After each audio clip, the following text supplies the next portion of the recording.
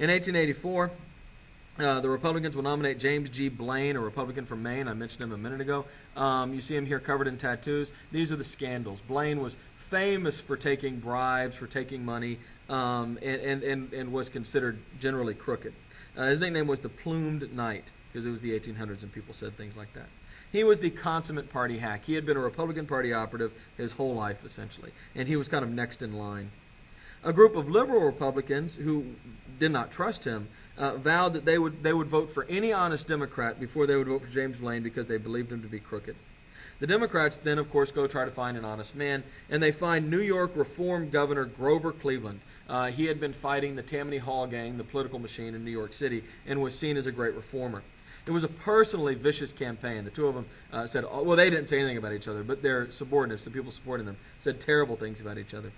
At the last minute, a group of Protestant ministers will have a rally for James Blaine at a dinner.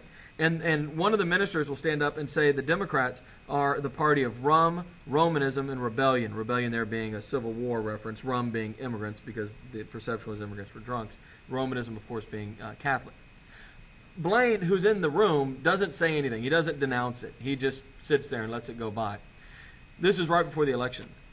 The Democratic newspapers in New York State run this story nonstop in Catholic neighborhoods. Catholics turn out in enormous numbers and elect Grover Cleveland president, as you see the Democrats carry New York State. Although it's a very close election, 0.3% divides these two. I want to jump back to this cartoon, and you see this anti-Catholic sentiment there, as you see these alligators, which look like bishops or maybe perhaps even the Pope, coming out of the American River Ganges, which is supposed to be the Potomac because it's in D.C., to devour these children. A disturbing image and the kind of discrimination and bigotry that existed against Catholics in the country back at that time. Cleveland's an interesting guy. He was respected but not particularly liked. He was stern and righteous. He was a reformer in every sense, and that meant he wasn't particularly pleasant to be around. He was a widower. His wife had died, and he had had an illegitimate child with a woman earlier in his life. And in fact, when the press asked him about this, he said, yeah, that's true. I support her. It was a mistake. And the press kind of let it go. It was interesting. He faced up to the scandal, and it disappeared. More interestingly, he was named the godfather of one of his friend's young daughters, and then his friend died. And he became her guardian when she was a teenager. And when she turned 18, they began dating, or possibly before, but we don't have any evidence of that. And he will marry her while he is president. This is the only time a president has been married while they are in office, by the way, and it took place in the White House. There's been one White House wedding, and it was a 50-something man marrying, I think she was in her maybe 20 or a little bit after that by then. So not as romantic as maybe you had hoped. But there it was. Cleveland did fight corruption, and he fought pressure groups, or lobbyists as we would call them today. He believed in small government. He had this history of breaking up Tammany Hall, the great corrupt city government of New York back in the day. And he was opposed to tariffs. He believed that high tariffs were causing the government to take in more money in taxes than it was spending. And he believed that encouraged Congress to spend more money and encourage the expansion of government. So he vetoed spending bill after spending bill after spending bill. And in fact, he issued more vetoes than any other president, almost all of them in his first time as president. We're going to see he's president twice. The House Democrats will pass a bill lowering the tariff, while the Senate Republicans will pass one to raise it. And so because the two different branches of government are controlled by two different parties, nobody can agree on anything. In 1888, Cleveland runs for re-election on tariff reduction. And he loses to Benjamin Harrison, who I believe was the grandson of William Henry Harrison, who runs on a high tariff. So the issue in 1888 was the tariff. Now you'll notice that Cleveland gets more votes, but he loses in the Electoral College.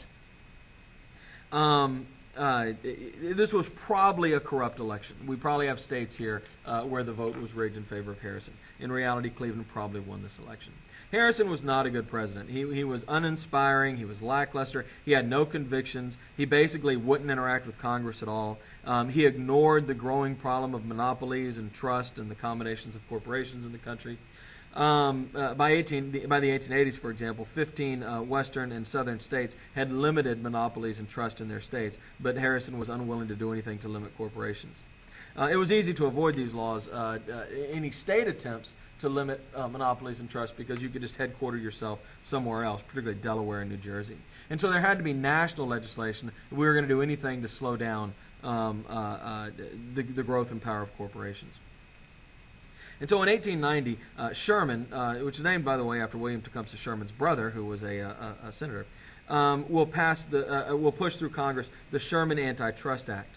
Now, this is designed to break up monopolies, but the federal courts, who are from an earlier era, as they always are because they've been appointed for life and they tend to be older, will basically take all the power out of the bill, and it has no real impact. In fact, its only real application usually is to break up unions. They call unions monopolies of labor, and they break those up, but they leave the giant corporations alone. I particularly love, by the way, this cartoon in the bottom left there, where you have Congress there meeting in their little chairs, and then you have these giant bags of money with heads. These are the trusts looking over their Congress. And if you can't read it because it's kind of blurry, but they have different names of trust written on their bellies there. In 1892, we're going to have a rematch. Harrison runs on more tariff, higher tariff.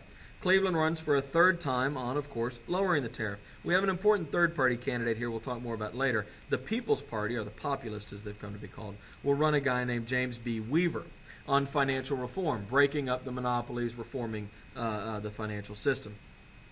Cleveland wins, 227 electoral votes, so 145, but only by 380,000 votes, which really isn't all that many. The House reduces the tariff, but the Senate weakens it, and so we get a mild reduction in the tariff in the Wilson-Gorman tariff.